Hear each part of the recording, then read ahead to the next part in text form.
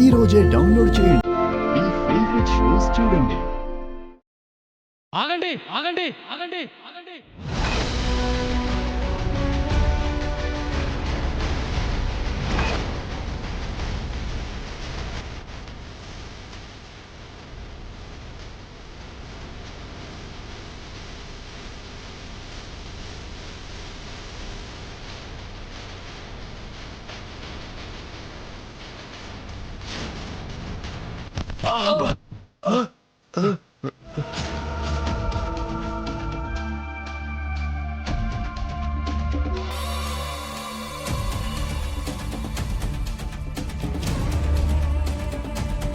తాతయ్య, ఇవిగోండి అమ్మవారి నగలు.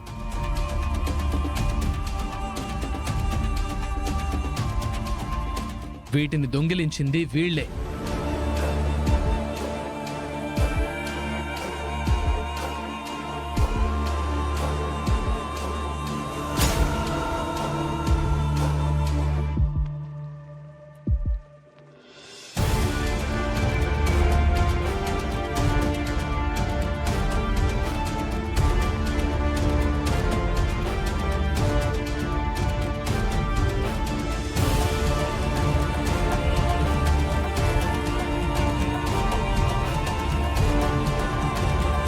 అవును, ఇవే ఆ నగలు.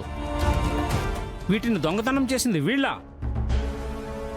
అవునండి, వీళ్ళే.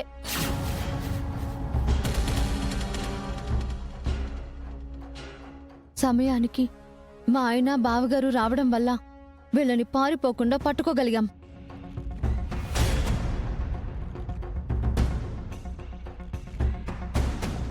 అమ్మో, వీళ్ళు గాని నా పేరు బయట పెట్టారంటే ఇంకేమైనా ఉందా? అంతే. ఒరే పాపిష్టి వెధవలారా, ఊర్లోనే ఉంటూ ఎంతో నీచానికి ఒడిగట్టారా? అమ్మవారి నగర్లే కాజేస్తారా? మిమ్మల్ని పోలీసులకు అప్పగించి కాళ్ళు విరగొట్టిస్తే గాని దారికి రారు.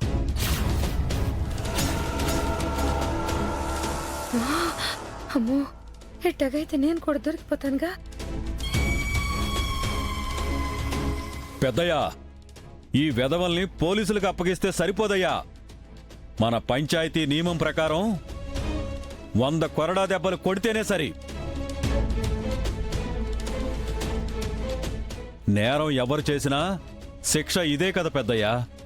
పైగా పోలీసుల వరకు వెళ్తే మన ఊరు పరువే పోతుంది. అవును రాఘవయ్య, ఎలా అయితేనేం చివరగా ఆ తల్లే నిజాన్ని బయటకొచ్చేలా చేసింది.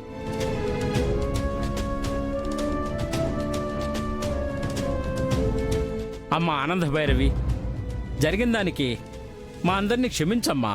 పర్వాలేదు నారాయణరావు గారు. తప్పు చేయని వాళ్ళని ఆ అమ్మే కాపాడుతుంది.